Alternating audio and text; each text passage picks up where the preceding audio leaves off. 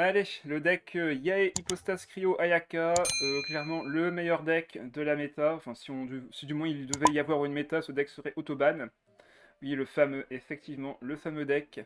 Donc, objectif très simple, un tour 1, Yae 2 compétences, finir notre tour sur l'Hypostas Cryo et utiliser la carte d'Arcane qu'on aura forcément en main de départ, Pèlerinage de retour du Sanctifeu.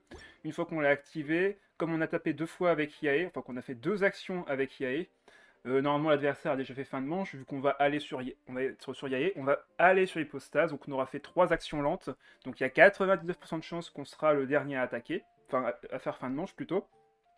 Et ce qui va se passer, c'est que les invocations de Yae vont taper à 4 points de dégâts, ce qui nous assure en réalité de faire plus de dégâts que l'adversaire. Il y a un cas de figure où l'adversaire fera plus de dégâts que nous, ça serait par exemple qu'il ait mis 2 invocations comme celle de Mona et de Sarah par exemple, une petite électrocution. Dans ce cas-là, il fait plus de dégâts que nous. Dans cette situation, on évitera de mettre le terrain. Mais dans tous les autres cas, on aura du coup le bonus de dégâts sur l'hypostas cryo autour d'eux. Et l'objectif, c'est de faire 3 attaques avec elle. Et pour nous aider, on aura des cartes évidemment pour récupérer soit des dés, soit réduire le coût des attaques de notre personnage. Et comme ça, avec ces 3 attaques-ci, on va faire tellement de dégâts tour 2 qu'au tour 3, on a gagné. Voilà, c'est généralement ça qui va se passer. Pardon, je toussais.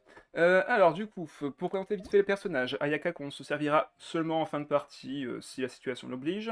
Attaque normale, 2 points de dégâts physiques. Bien sûr, elle a une passive qui va permettre d'enchanter son attaque physique en dégâts cryo quand vous faites un basculement sur elle pendant la manche. Donc, si pendant la manche vous faites un basculement sur Ayaka, son attaque normale fera des dégâts cryo. Voilà, tout simplement. Sa compétence fera 3 points de dégâts cryo, simple et efficace. Son déchaînement quant à lui pour 3 charges et 3 énergies, enfin 3 dés cryo, pardon. Vous allez faire 4 points de dégâts cryo et invoquer un tourbillon givré qui inflige 2 points de dégâts cryo en fin de manche pendant 2 manches. Il y a des decks Ayaka qui sont sortis récemment qui abusent de cette mécanique de déchaînement élémentaire avec elle, qui est plutôt sympathique. Et je pense qu'on fera peut-être une vidéo là-dessus, mais seulement pour la prochaine saison, ou alors en partie rapide. Ça pourrait être marrant. Ensuite, Yai qui sera au centre du deck, évidemment, pour le premier tour. Attaque normale, 1 point de dégâts électro. Sa compétence qui a été buffée pendant la dernière mise à jour en 5.3, qui est abusée et qui n'ont rien modifié pendant cette version. Pour faire simple, elle va invoquer pour 3D électro un Sakura dévastateur sur le terrain. Donc une invocation qui fait 1 point de dégâts cryo en fin de manche. Là, dit comme ça a l'air de rien, mais il a un deuxième effet qui est extrêmement pété, qui a été rajouté. Maintenant, le Sakura dévastateur, donc déjà au début, il pouvait avoir 3 cumuls quand tu le poses, mais il peut monter jusqu'à 6 cumuls. Et ce qu'ils ont rajouté, c'est que quand un Sakura dévastateur est déjà présent sur le terrain et que tu en remets un avec la compétence de Yaemiko, vous allez augmenter les dégâts de toutes les instances de dégâts du Sakura dévastateur de 1. Donc, on passe d'une invocation qui faisait 1 point de dégâts par tour pendant 6 tours à 2 points de dégâts ce qui est juste doublé, donc vous faites à la base que 6 points de dégâts, vous passez à 12 au total. Et bonsoir Némé, comment allez-vous? Très bien, merci. J'espère que toi aussi d'ailleurs. Ce qui fait que là, comme elle a également un autre effet que je vous ai pas parlé, à savoir que si jamais elle a 4 stacks au moins, donc le Sakura a au moins 4 stacks, il en active un tout de suite quand vous faites fin de manche, ce qui fait qu'elle a deux attaques électro quand vous posez le Sakura sur le terrain.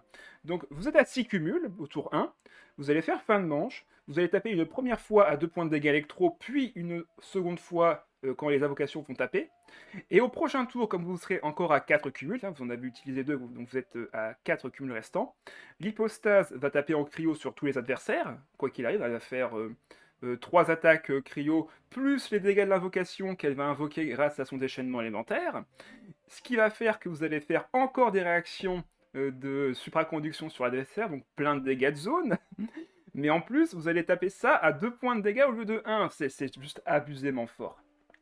Ce buff de 1 point de dégâts, je sais pas ce qu'il leur a pris, mais c'est juste abusé. Et comme vous aurez fait du coup 2 cumuls plus 2 cumuls, au total 4 cumuls, il va vous rester encore 2 cumuls sur le Sakura de Yae. Et bien ce que vous faites au tour suivant, c'est que vous allez sur Yae, et comme vos cumuls ne sont plus suffisants pour pouvoir taper 2 fois, bah vous faites son déchaînement élémentaire. Ce qui fait que vous allez taper à 4 plus 3 points de dégâts, 7 points de dégâts. C'est juste abusément fort cette combo avec Yemiko, ce qui fait d'elle un des meilleurs persos actuels du TCG. Vous mettez Yemiko dans n'importe quel deck invocation, vous gagnerez. Vous mettez dans un deck simulation avec Tignari, vous gagnerez. Bref, il y a plein de compositions de decks où Yae devient extrêmement forte. Et c'est pour ça que je suis vraiment étonné qu'elle n'a pas été revu à la baisse en termes de dégâts, ou du moins modifier un petit peu son dégât d'invocation. Pas pour rien qu'elle est dans Nerfez-moi ça, oui, c'est pas pour rien. Et pour nous aider, on va bien sûr jouer l'hypostase cryo qui a un excellent effet, enfin une très très bonne synergie plutôt avec les dégâts de supraconduction.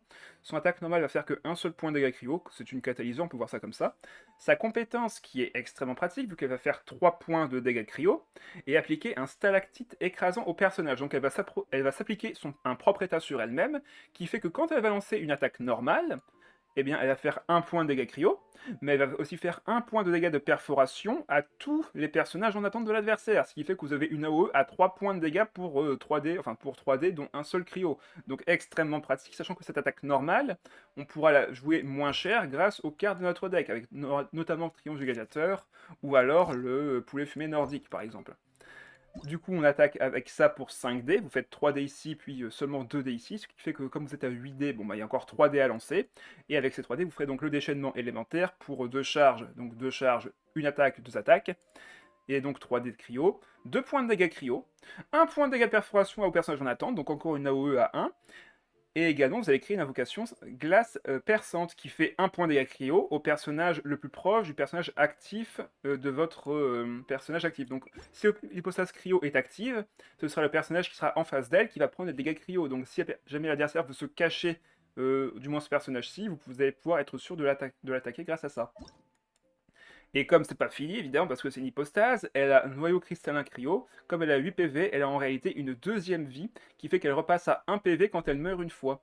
Donc très pratique pour s'assurer de taper nos 3 attaques sur le même tour. Vu qu'on a 8 PV, ben, il y a peu de chances qu'on nous tue en 2 attaques. Du moins, en 2 attaques, il ne pourra pas nous tuer. Vu que même s'il fait 5 points de dégâts sur sa deuxième attaque et sa première attaque, ben, on est sûr de pouvoir retaper encore une fois derrière. Donc ça nous assure de pouvoir taper 3 fois avec elle. C'est pour ça que cette stratégie est une des plus puissantes du moment. On est sûr de pouvoir mettre invocation d'IAE, on est sûr de pouvoir taper 3 fois avec l'hypostase, et avec juste ces deux-là, avec le tour 1 et 2, on fait tellement de dégâts à l'adversaire que IAE peut finir la game ou Ayaka peut finir la game. On prend Ayaka uniquement pour une raison, c'est cette carte, Tonnerre Éternité, pour nous assurer de pouvoir taper. Vu que dans tout ce que je vous ai dit, on a besoin que d'utiliser nos capacités, on n'a pas besoin d'équipement, on n'a pas besoin d'artefacts, d'armes, etc. On a juste besoin d'attaquer avec nos personnages, et dans le deck, il n'y a que des cartes qui servent à générer des dés omni pour nous assurer de lancer nos compétences et attaques normales. Donc, bien sûr, tonnerre et résonance, cryo bien sûr, pour pouvoir faire des dégâts en plus, si c'est pas assez suffisant. Donc voilà, c'est également la raison pour laquelle on joue Ayaka dans le deck. Parce qu'elle est cryo et qu'elle est de Inazuma pour combiner avec Yae pour avoir la résonance. Donc on retrouvera bien sûr le boucle d'oreille du parieur, on retrouvera récompense à troupe dorée pour réduire le coût de la compétence, triomphe du gladiateur pour à l'inverse réduire le coût de l'attaque normale si on a peu de cartes en main, chambre de jade pour les poser et récupérer des dés exact de l'élément actif de notre personnage, donc très pratique ici. Vanarada pour récupérer les dés vacances si besoin. Cetaria pour piocher des cartes si notre main est vide. On a très peu de cartes coûteuses, donc ce sera très pratique pour piocher. Le pèlerinage de retour du sanctifeu qui va augmenter nos dégâts si jamais notre stack de flamme de la guerre est supérieur à celui de l'adversaire au début du tour. Résonance élémentaire glace tissée qui va faire un des cryos évidemment. La résonance élémentaire gel pulvérisateur qui va augmenter de 2 points de dégâts la prochaine attaque qu'on lancera. Tonnerre éternité qui va pouvoir créer tous nos dés en dés omni et nous assurer d'attaquer avec nos compétences et attaques normales. Meilleur des amis pour générer 2 dés omni. Lancer en l'air pour pouvoir lancer nos dés. Des cartes que je déteste mais qui sont juste indispensables dans ce deck pour être sûr d'attaquer. Pioche de cartes avec stratège, déplacement rapide sur je m'en charge. Comme on met des invocations, on peut utiliser Ultime Compagnon de Surf pour les proc tout de suite et donc généralement gagner la partie grâce à ça si besoin. Un Bannier Lotus pour se protéger, et enfin Poulet Fumé Nordique pour réduire de 1 le coût de l'attaque normale de notre personnage qui mangera le plat. Voilà, donc un deck hyper optimisé et hyper simple à utiliser, vu qu'il y a littéralement une stratégie, vous l'appliquez, vous gagnez. Et on va voir ça tout de suite. C'est parti. Alors, qu'est-ce qu'on a là? Oh, une... Ok, je vois ce que c'est. C'est une évap avec Cliné qui est très vénère. Bon, normalement, on devrait s'en sortir, mais on peut avoir des surprises. Ça me plaît. Ça, on va relancer. On veut des générations de dés assurées. Ok, on pourra afficher des cartes avec ça aussi, c'est parfait. Ok, conseil Xinkyu, classique. Donc nous, on veut juste de l'électro ce tour-ci. Tour 1, dés électro, point barre. Ok, on en a eu 4, il m'en manque 2. Mais on va pouvoir les générer grâce, notamment, à Cetaria et à l'harmonisation de nos cartes.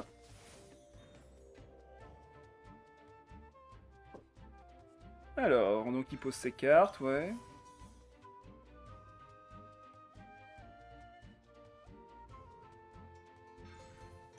D'ailleurs, y a-t-il une raison particulière de cacher les pseudos des adversaires pendant le rediff? Bah j'ai pas le raccord, tout simplement. J'ai pas le raccord pour mettre leur game à eux, entre guillemets, sur des rediffs. J'ai pas envie que leur pseudo soit visible, donc comme j'ai pas leur accord de partager les games, ben je les dissimule. Sur Twitch, je les laisse parce que c'est du direct, on joue ensemble, mais comme les rediffs disparaissent dans le temps, ben leur pseudo disparaîtra par la même occasion, alors qu'une vidéo YouTube, ça reste. C'est juste pour ça. Voilà. Donc là on met le terrain, on a forcément une flamme de la guerre qui est assurée. On va mettre ça sur Ayaka, ça sur l'hypostase, poser Vanarana, poser Cetaria ici, comme ça elle va me faire piocher une carte, vu que ma main est vide, et récupère meilleur des amis. On peut l'activer, on récupère nos Omni, on récupère un excellent pala pour le prochain tour, deuxième compétence, et avec le dé restant, on peut switch sur l'hypostase et lui conférer le bonus Flamme de la guerre au prochain tour. Tu pourrais aussi cacher sur Twitch, c'est pas ultra compliqué à flouter et c'est win. Oui, c'est ça. Bon, après sur Twitch c'est pas gênant, hein. Je préfère montrer que ce sont des vrais gens sur Twitch plutôt que des bots. Par contre je pense qu'il a rage quit ou alors il sait pas qu'il doit faire fin de manche. Ah voilà. Donc là on va taper 2 fois à 2 points de dégâts.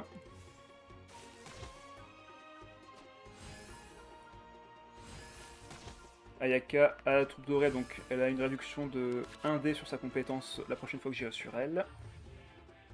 Et c'est parti. Cetaria, bah, ça s'active 3 fois, ça fait piocher 3 cartes au max. Ok, on a 4 dés cryo, mais ce sera suffisant vu tout ce que j'ai en main et que j'ai Cetaria.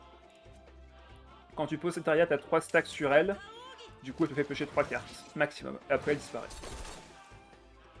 Donc là, il a fait son déchaînement, et même s'il peut me one-shot avec une évaporation, bah, j'ai le nœud cristallin qui va me ramener à la vie. Donc j'ai aucune crainte à avoir.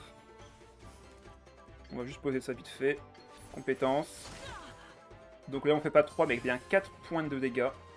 C'est beaucoup. Ok, il pioche avec l'inné. Est-ce qu'il va garder des dés de côté pour plus tard? Ouais, j'ai l'impression que ça va être ça.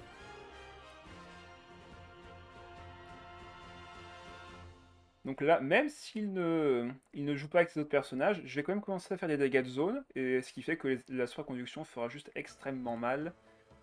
Ce qui fait qu'ils seront genre à 7-6 PV, et ben derrière, il pourra plus faire grand chose. Ok, il va monter ses ultimes, mais ça ne changera rien. On va manger le plat ici pour réduire le coût encore en dés. Là vous voyez, grâce au triomphe, réduction de 1 dé cryo, et le plat réduit de 1 dé neutre. Donc là, ça ne coûte que un seul dé de pouvoir taper. Pendant ce temps, Flamme de la guerre s'accumule. Il me faut 3 dés cryo, donc on va harmoniser celle-ci. Et comme Staria va me faire piocher une carte, bon, bon on a déjà un Vanarana, donc on n'a pas besoin d'un deuxième. Voilà, déchaînement élémentaire, 3 points de dégâts. Plus le haut, bien sûr. Et dès qu'on va faire fin de manche, et ben, les dégâts vont pleuvoir. Et le dé pyro qui est ici va aller dans Vanarana. Voilà, fin de manche, 1 point de dégâts ici. On ne va pas taper Klee, on va taper l'inné ici, donc elle va pas mourir. Donc on tape bien le personnage qui est devant l'hypostase, et comme ça, ça me permet de faire encore une AOE. Donc là, on peut garder du cryo et l'électro. On est tour 2, hein. Enfin là maintenant on est tour 3. Hein. Il n'y a plus que 6 et 1 PV, moi Ayaka elle a pas bougé de là, Yael elle a pris 4 dégâts, l'hypostase pareil, 2 points de dégâts. Et j'ai juste utilisé mes capacités, hein. J'ai pas activé d'équipement, j'ai juste posé la flamme de la ferveur que j'ai en main de départ à coup sûr. Donc voilà quoi, le meilleur deck. C'est le meilleur deck. Qu'est-ce que vous voulez que je vous dise? Simple et efficace.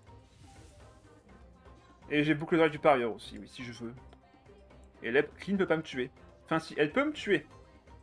Mais avec une attaque normale dans ce cas-là. Vu que les épées de Xingqiu ne s'activeront que si elle fait une attaque normale. J'ai d'idées, bref. Qu'est-ce que vous voulez qu'il fasse? Complètement rompiche le deck. Bah si vous commencez le TCG et que vous voulez un deck simple et efficace, c'est celui qu'il faut jouer. Je l'ai recommandé à différents streamers, maintenant bah il joue que ça. Ah, il va me tuer? Non. Du coup, Alors, comme l'hypostase revient à la vie, la carte de Vent et Liberté ne s'active pas. Et oui, il faut le savoir. Donc voilà. Victoire. 1-0. Ah mince, si c'était le même. Ah mince. Zut. C'est débile, oui. Ça active pas Vent et Liberté? Non, vu que le personnage n'est pas mort. Bah on peut tout garder.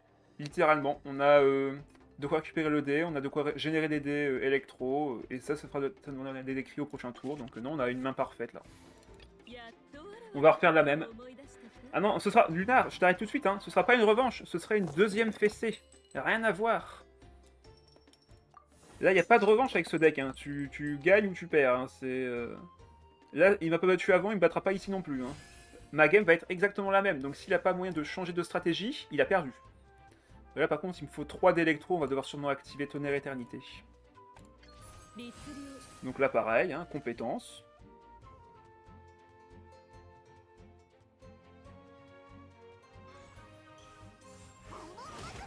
Pareil avec l'attitude de Cookie, ouais, cet adversaire fait la même chose, il perd à coup sûr, cet adversaire fait autre chose, il perd à coup sûr, oui.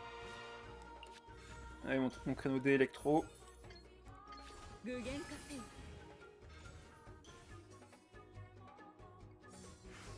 Et là, du coup, ce qui va se passer, c'est qu'on va sur l'hypostase. Donc on fait encore une action lente. Donc là, soit il réattaque encore, soit il fait rien, et dans ce cas-là, dans tous les cas, je pourrais faire les 4 points de dégâts avec le Sakura Dévastateur, et donc donner les faveurs à mon terrain. Donc là, on garde le dé Omni généré dans Vanarana, on récupérera 2 dés cryo assurés grâce à ce terrain, on pose le pèlerinage du Sanctifeu, qui est déjà à 1 de base par rapport à lui. Fin de manche, 2 points de dégâts électro, donc 3 stacks ici.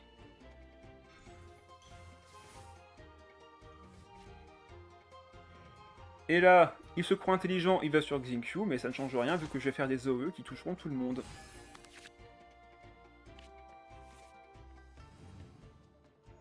Si l'adversaire ne fait pas abandonner, il perd à coup sûr. Je pense que c'est bien résumé. Voilà, donc j'ai les 2 decks cryo garantis, et là j'ai eu de la chance sur le reste.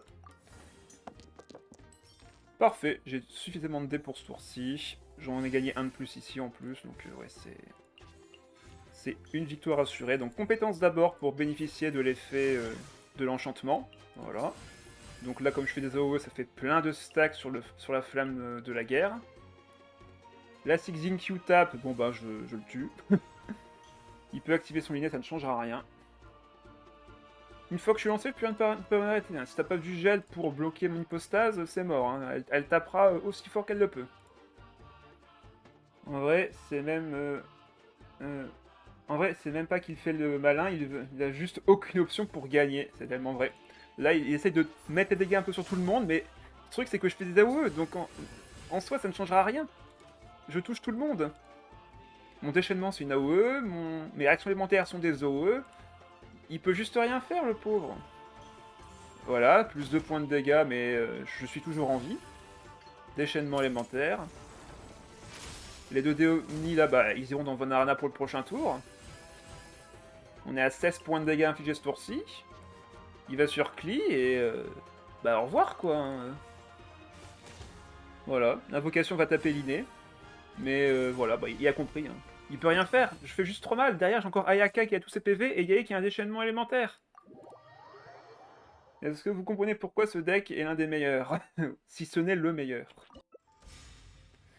Bah pareil, un double pyro avec un électro, ouais, pourquoi pas. Par contre là, il peut me tuer Yae en un coup. Ça peut être un peu chiant ça en vrai.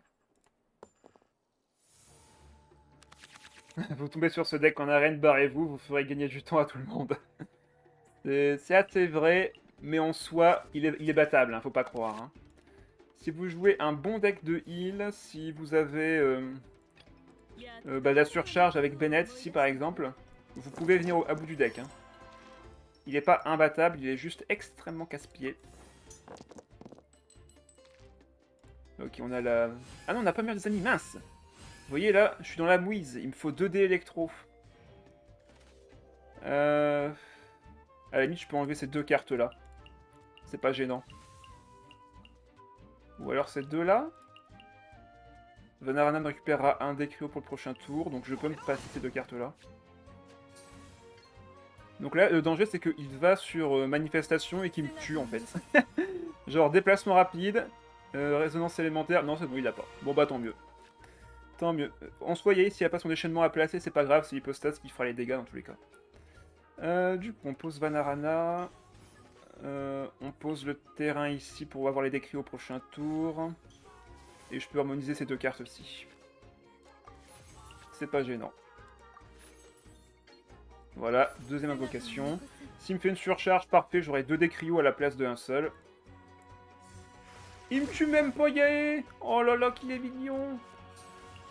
Et comme il a pas d'OE, enfin s'il a une OE avec le chante, mais seulement sur son invocation, donc en vrai j'ai le temps. Donc là j'aurai 2 décrios en plus, j'aurai 2 décrios garantis par la chambre de Jade, donc j'ai déjà 4 décrios garantis au prochain tour. Voilà, Rhapsody qui dit 3-0. Et il a raison. Il a raison.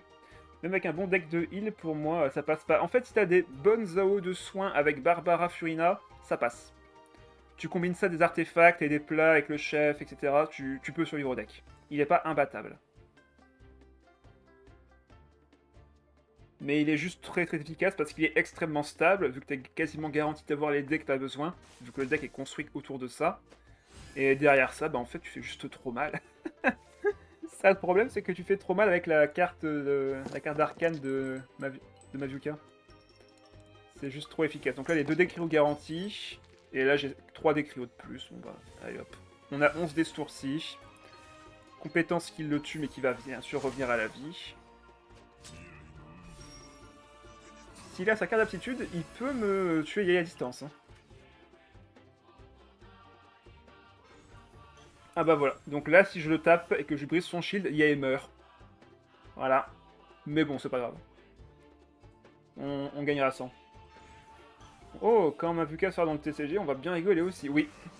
J'ai hâte de voir ça. Bon, là, je le tue, mais je perds Yae. Bon, bah... On peut pas tout avoir dans la vie, hein. Allez hop, AOE.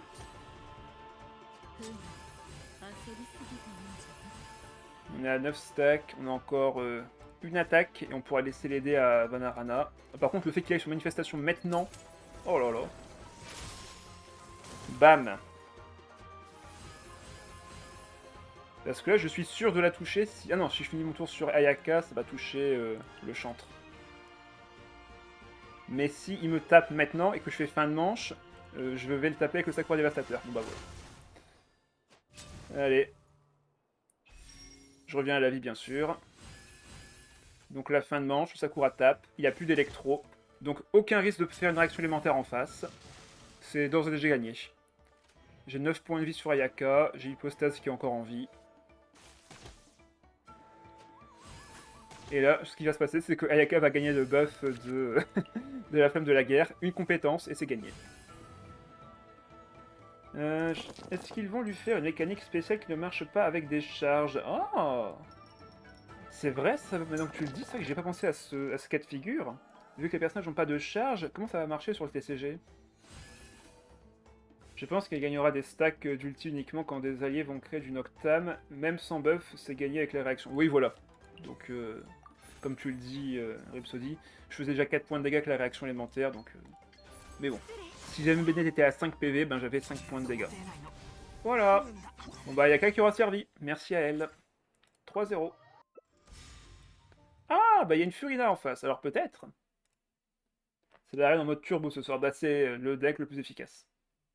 Comme j'ai pas fait de vidéo dessus encore, je me suis dit, bon bah allez, c'est l'occasion, avant de passer à la 5.5, de voir s'il y a des changements samedi. J'espère qu'il y en aura en tout cas. On peut tout garder.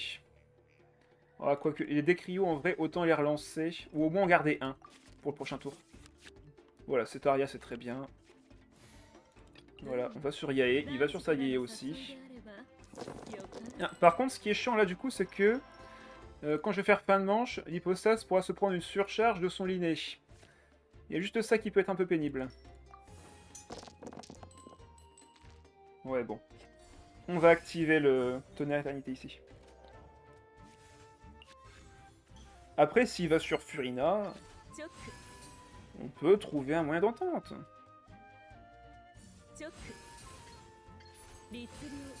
Deuxième compétence.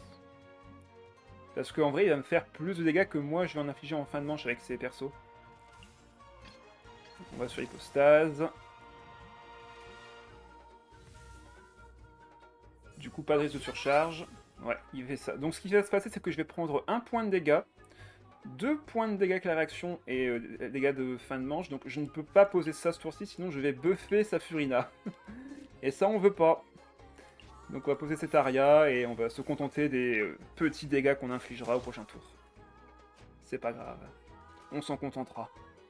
Je pourrais quand même taper 3 fois.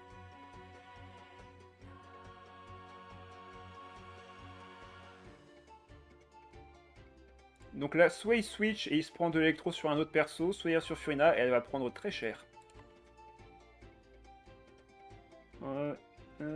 C'était l'arène de turbo, ouais, histoire de pouvoir aller faire la vaguelette plus rapidement. En parlant de la vaguelette, Gide, je n'arrive pas non plus à faire Canorus sur la musique en difficile pro. Ah bah voilà, je suis pas le seul. Je ne suis pas le seul. Faut dire que la musique elle dure déjà très longtemps, donc ne pas faire de faute pendant cette durée c'est extrêmement dur, hein, faut pas se leurrer, hein, c'est... Faire juste un bien sur toutes les notes qu'il propose, déjà, c'est pas évident. Donc forcément, par contre, il y a ça qui ne sait pas qu'il doit faire fin de manche, j'ai l'impression. Qu'est-ce qu'il fait? En tout cas, sache que pour moi, Onazel, ça m'a pris littéralement... Bon, si on demande à Miss quand elle viendra ou Rhapsody, je pense qu'on peut facilement dire 3 mois 3 ou 2 mois, je ne sais plus. Bah, quand le mode est sorti, c'était cette version-ci ou pas? Je ne sais plus. Ouais, non, c'est cette version-ci qu'il est sorti, le mode. Il y a 2 mois, donc voilà, ça fait 2 mois. Ça fait quasiment 2 mois que je suis dessus. Voilà, donc là on se prend les dégâts de zone. Voilà, il est sorti en 5.3, donc c'est ça. Attends, bah non, 5.3. On est en 5.4. Ouais, donc ça fait plus que 2 mois. Allez, que du Kyo pour ce tour-ci, on recommence. Le gars rage kit? Non, je pense pas. Il a juste oublié de faire fin de manche, je dirais. Ou du moins, il hésitait à switch, peut-être aussi. Ah. Quoique, ça prend pas autant de temps pour lancer des dés, normalement. Il n'y a pas de bibliothèque sur le terrain, donc il n'y a pas de temps de rechargement. Ah, et bonsoir Manon, comment ça va? Bah merci, ça va très bien, j'espère que toi aussi. On est sur le meilleur deck TCG ce soir pour conclure la version 5.4. D'ailleurs, il est dans les decks que vous allez affronter samedi, hein, donc bonne chance à celui qui l'affrontera. Hein. Bonne chance à lui.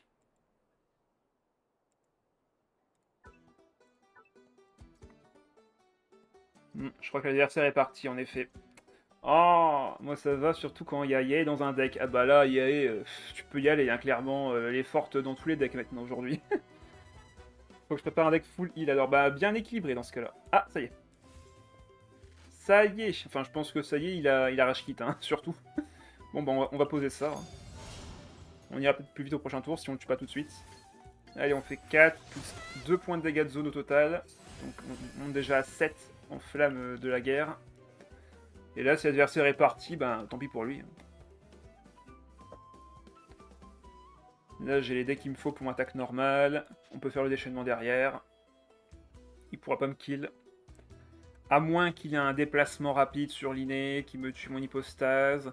Dans ce cas, je pourrais pas faire le déchaînement, mais je pourrais faire celui de Yae ou aller sur compétence de Ayaka. Bref, j'ai des options. J'ai des options. Petite gorgée d'eau quand même. Le temps que l'adversaire revienne de la douche. Hein. Je pense qu'il est en train de pleurer sur la douche actuellement.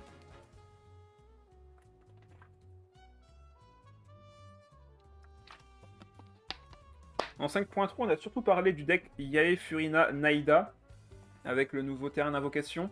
Mais là, en 5.4, on a trouvé cette version-ci qui est vachement plus puissante, avec l'hypostase et le terrain. Enfin, le terrain, la carte d'arcane de Maviuka. C'est clair que c'est pas la même. Hein.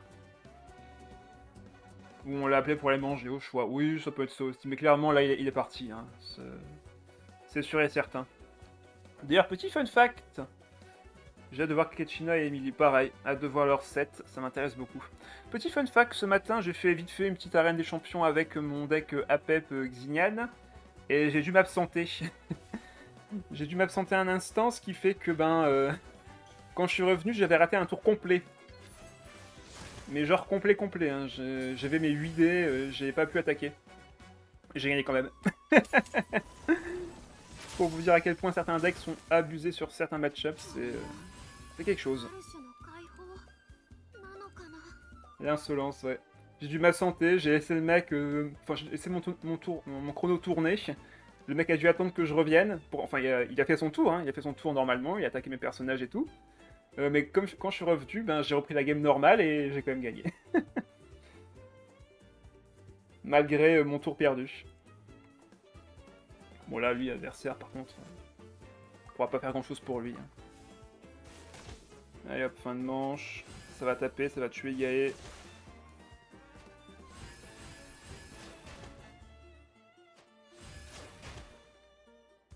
L'hypostase meurt, mais reviendra à la vie quand même avec un PV.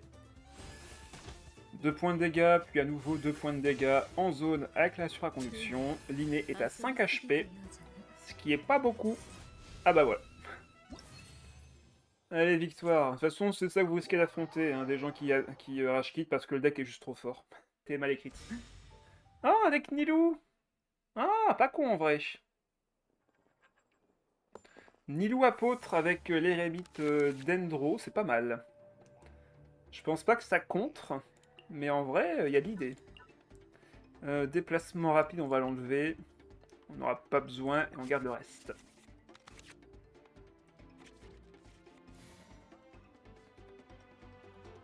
Ah mais non, ça je viens de comprendre ce que Neme a essayé de dire. Ah là là, j'ai enfin connecté mes neurones.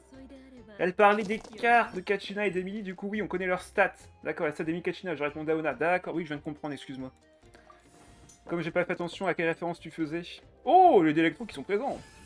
Même pas besoin d'activer Tonnerre Éternité. Parfait. Allez, compétence numéro 1.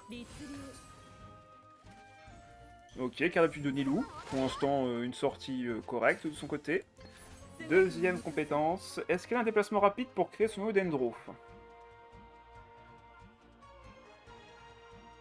On va le savoir tout de suite. Non. Bon, bah, du coup, nous, on va sur Hypostase. Ça va taper en Dendro. On va poser le terrain et on va faire 4 points de dégâts de fin de manche. Bisous, au revoir. Ah, ça harmonise 2 cartes en plus. Ça pique.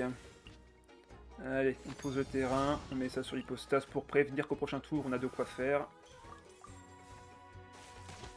2 points de dégâts électro, si jamais elle switch, bon je fais des dégâts électro sur un autre perso. Ok, non, ça reste sur elle. Son déchaînement est prêt, par contre elle fait pas 5, mais elle fait 4 points de dégâts, je dis pas de bêtises, ouais. Donc elle ne me tuera pas mon hypostase avec ça. Je serai assuré de pouvoir taper 3 fois du coup. Donc là on part sur compétences. 5 points de dégâts. C'est gratuit. Ce qui est marrant là, c'est que si jamais elle switch, ouais, elle switch pas. C'est la meilleure chose à faire, clairement, c'est de pas switch. Hein. De toute façon, je la tue à distance. Allez.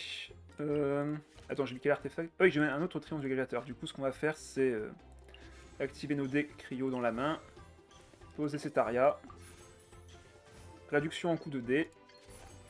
Compétence, attaque de zone. Et là, on va pouvoir faire notre déchaînement élémentaire sur l'apôtre. Donc il me tue une première fois, il crée son premier noyau. Je fais mon déchaînement aussi. Ça va me tuer quand il va taper une deuxième fois avec de l'hydro. On va sur Ayaka, vu qu'on ne veut pas que d'un autre niveau soit créé sur Yae. Et fin de manche. Donc là, l'apôtre tombe.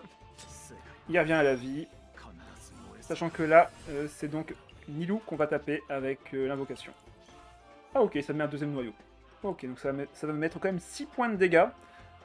Le truc c'est que derrière, l'apôtre va crever s'il reste sur... Ah non, ça va sur Nilou. Ah, je sais pas si c'était la bonne idée en vrai. Ça va faire mal. Ça va faire très mal. 2 ici, puis encore 2 derrière. Nilou est à 2 PV. Ah là là. Et derrière, j'ai encore un multi-DA. Hein. J'ai encore un multi-DA. Ok, bon bah j'ai les dés à coup sûr. Hein. J'ai même pas besoin de relancer les dés. J'ai 2 cartes de Raiden. Hop, pas besoin de poser la question. Ayaka est buffé. On transforme tous nos dés. Compétences. On pourrait me faire attaque normale en vrai, ça changerait rien. Il ne reste que l'apôtre. Qui là peut me faire donc 2 points de dégâts. 3 avec la réaction élémentaire. Et de toute façon, même là, je vais juste aller sur Yae et faire son déchaînement élémentaire.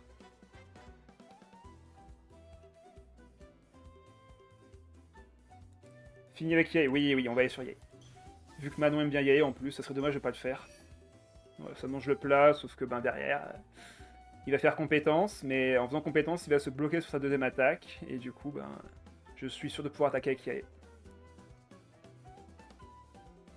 Je vomis en boucle, bah c'est le deck. Ça pose il est fiable, ça connaît de toute façon la fin de... Ça connaît la fin de la game de toute façon, hein. C'est... Ah non, ça fait une attaque normale, donc ça fait plus mal. Allez, déchaînement, 4 points de dégâts. Voilà. C'était rapide, hein? C'était rapide. Laisse-nous-en, Dinémé. En tout cas, merci pour la game. Alors, Raiden, le loup et la Fatui. Opéra Cryo. 5-0 terminé, bonsoir. Bon, on va voir, hein. Ça se trouve, on peut être surpris. Hein. Ah, Némé, qui peut faire un regard de mon deck. Ok, bon, on regarde ça juste après, si je m'en souviens. On garde ça en main de départ si on n'en a pas besoin. Et ça, on peut le garder pour le prochain tour. Parfait, très bonne main. Il ne reste plus qu'à voir les bons dés. En plus, il consacre Raiden, ça va être facile.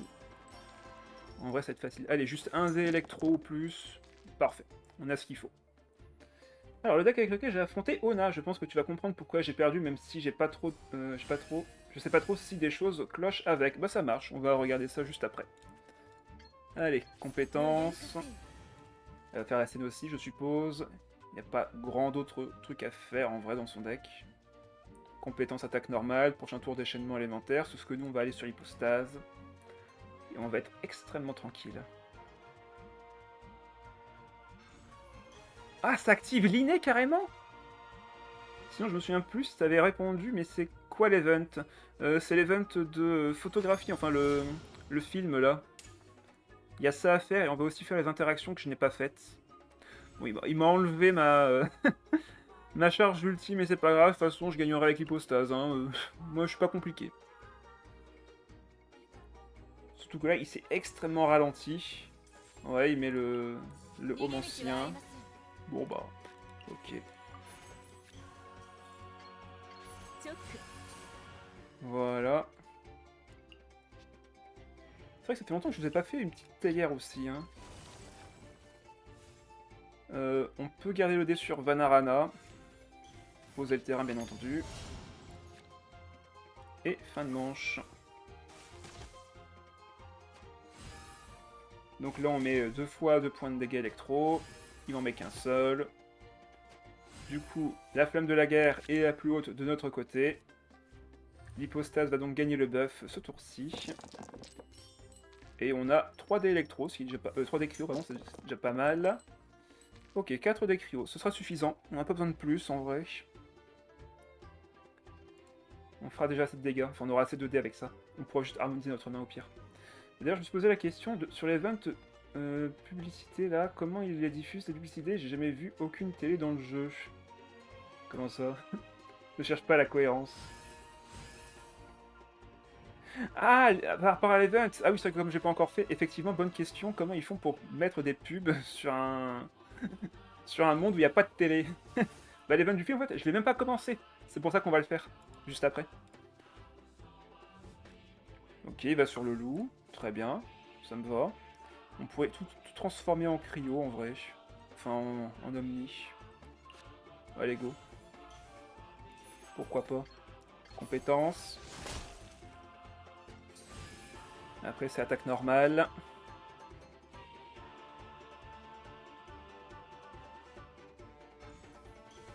J'aime quand les choses sont carrées. Et si elles sont rectangles, tu fais comment? Par contre, j'ai vu une dinguerie aujourd'hui sur YouTube niveau lore. Je sais pas si quelqu'un s'y intéresse. Bah, ça dépend du sujet du lore. Tout peut m'intéresser. Allez, on part sur attaque normale ici. On va faire notre déchaînement. On va garder la carte en main pour l'instant. Là, il est à 3 seulement. Il va passer à 4. Je sais pas si les saignements vont compter aussi d'ailleurs. Que vous infligez au personnage adverse. Je sais pas si ça compte du coup. Allez hop, déchaînement.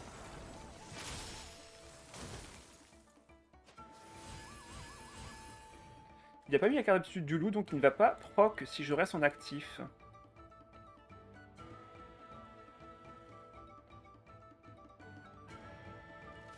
Aino, Paimon connaît le frère de l'Abysse. Comment ça?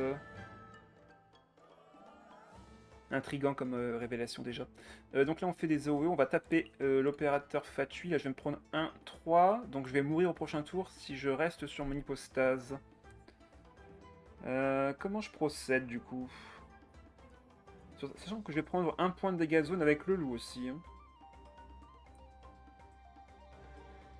En vrai, je reste sur l'hypostase. Mais non, elle va avoir le buff du coup. Autant aller sur Ayaka. Autant aller sur Ayaka dans ce cas. Pour qu'elle obtienne le buff de dégâts. Donc la fin de manche, ça tape en AOE.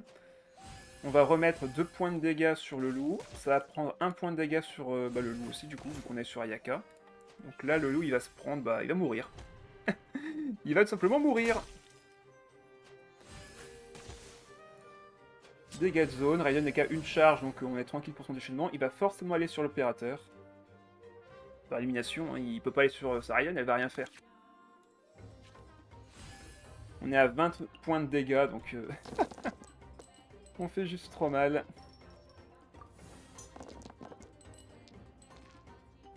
Le jumeau, pardon. Ah. Ouais, je vais voir ça plus tard, peut-être. C'est intriguant. Donc là, on peut faire les 6 points de dégâts grâce à la résonance de givre.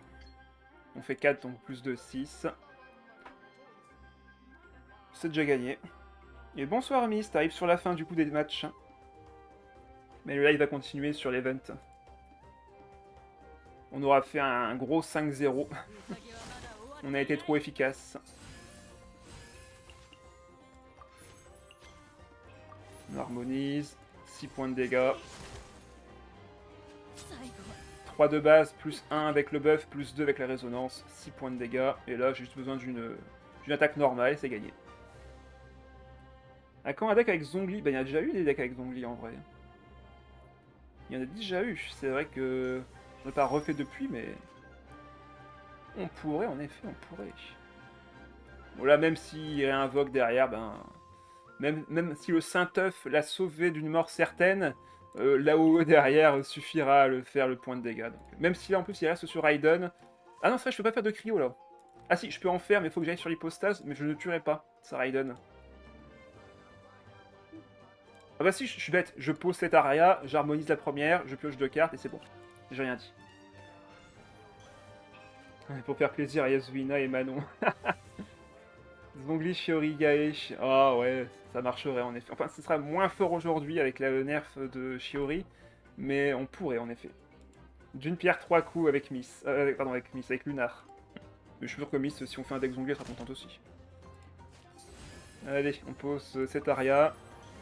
On harmonise une carte. Elle m'en fait piocher une autre. On harmonise une carte. Notre main est vide. Elle m'en fait piocher une autre. On harmonise la troisième carte. On a notre décrio. Compétence. 5 points de dégâts plus 1 en perforation. Enfin, en surconduction.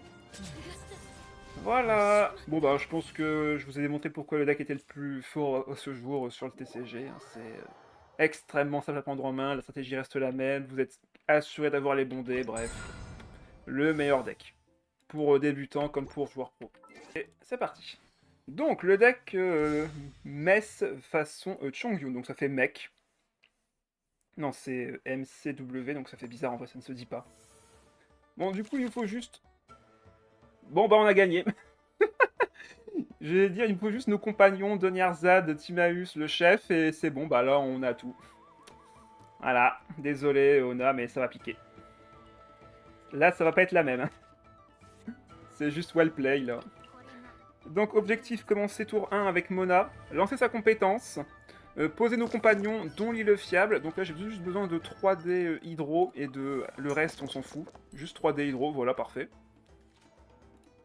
Il me faut quand même 3D différents pour l'île fiable. Et là on va juste piocher tous nos compagnons, mettre notre Timaeus, piocher à coup sûr notre Wagner pour le prochain tour, le poser et l'équiper, enfin le poser gratuitement grâce à Genertad au prochain tour. Bref, on va avoir une sortie, mais tellement violente. En vrai, samedi, mon seul moyen de gagner, c'est de tomber sur le deck de base. Non, en vrai, prenez le deck de ce soir et vous gagnerez. En vrai, si, pour ceux qui sont là ce soir, prenez juste le deck que j'ai joué ce soir. Testez-le vite fait en arène des champions, vous allez voir, vous allez maîtriser en 2 minutes et vous gagnerez au moins un match, c'est sûr. 100%. Allez, on pose ça. Donc, comme ça devrait rester 6D. Parfait. Le Wagner qui est pioché. Compétences. Il nous reste 3D différents. On va pouvoir poser l'île fiable. Et on va gagner. Tout simplement.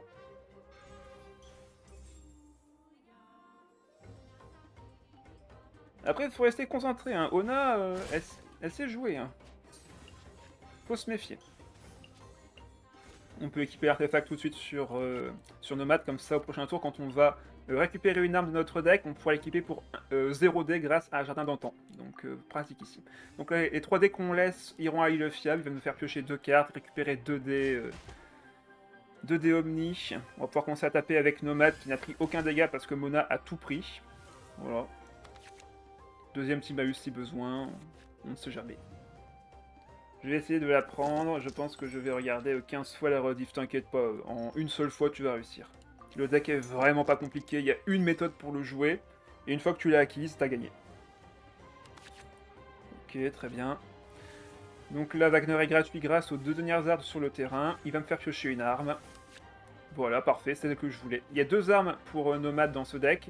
Vous préférez celle-ci pour attaquer plus souvent, mais l'autre arme permet de faire plus de dégâts. Donc les deux sont excellentes, mais de préférence, mémoire de Tula et Tula est meilleure.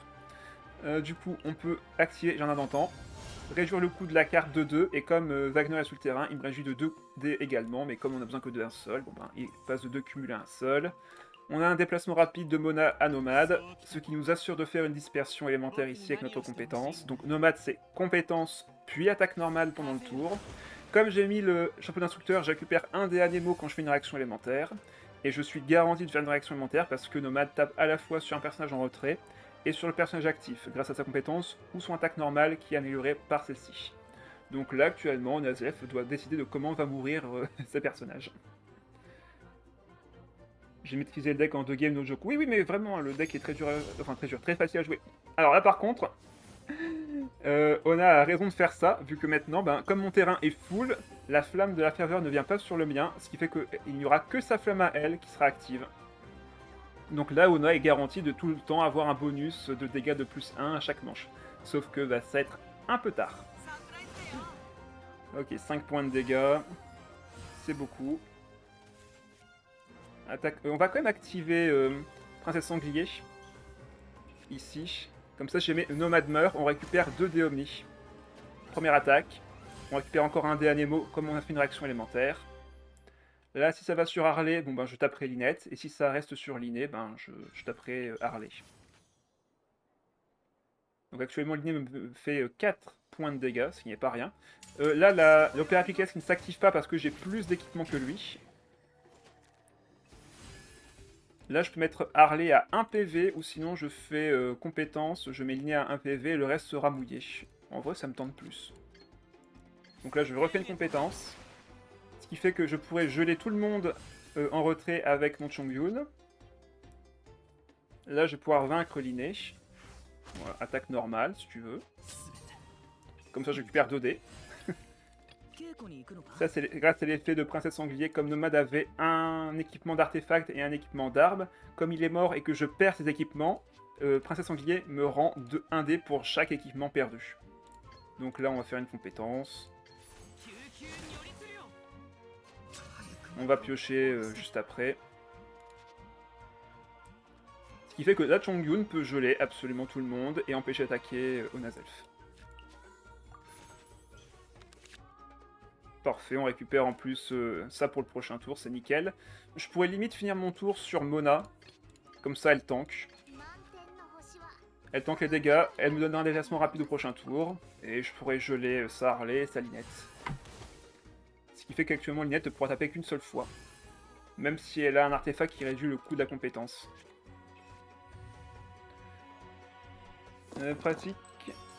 Pratiquer est plus efficace que de regarder 500 vidéos de quelqu'un d'autre, c'est sûr. Ouais. Tout le temps garanti d'avoir le bonus, sauf qu'elle va mourir au prochain tour. Oui, c'est ça. Là, c'est Harley qui va avoir le bonus. Sauf que ben, je vais la vaincre, forcément, grâce à une compétence de Chongyun qui va faire 4 points de dégâts. 3 plus 1 de réaction élémentaire. Et derrière, ben, j'ai 10 PV contre un personnage qui en a 7, mais que je vais geler. Voilà. Donc là, j'ai un déplacement rapide garanti par Mona. Je vais poser mon Timaeus. Non, quoique. D'abord, je... Ah non, j'ai pas d'artefact équipé, donc ça ne sert à rien. Ok, on pose Timaeus, qui est gratuit. Comme ça, je récupère un autre artefact. Boucle d'oreille du parieur, c'est parfait. On va activer Princesse Sanglier. Prendre le kill avec Chongyun. 4 points de dégâts, comme prévu. On récupère 2 dés Omni. Et là, je vais remonter mes boucles d'oreilles du parieur et m'équiper de Rêve Doré. Pour avoir encore 2 attaques. En équipant bien sûr juste avant Brillance de Gvarena.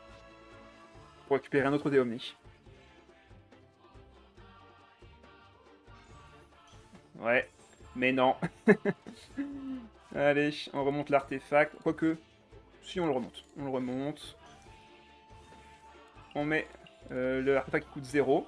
Du coup, ça n'a pas touché au coup de Rêve Doré. On peut l'équiper. Là, je suis à 6 dés. Je passe à 7 dés. Enfin, 8 dés avec les 2 dés cryo, plus 1 dé que j'ai obtenu grâce à Princesse Sanglier, vu que j'ai défaussé l'artefact qui coûtait 0 sur le Rêve Doré. Donc j'ai maintenant 9 dés, ce qui me fait encore 3 attaques. Les 3 attaques, c'est compétence, compétence, déchaînement élémentaire. Donc bref, j'étais très large en termes de dégâts. Voilà. Et c'est comme ça qu'on joue le deck. Tour 1, Mona compétence avec poser tes équipements, donc poser tes compagnons, mettre des artefacts et des armes. Et après ça, tour 2, faire un maximum de dégâts avec Nomade. Et après, tu as plein de générations de dés, comme je te l'ai montré, avec le Rêve Doré, le remontoir d'artefacts, la Princesse Sanglier qui permet de récupérer également des dés. Bref, t'as plein de moyens de gagner des dés ici. Tout en piochant beaucoup de cartes. Merci.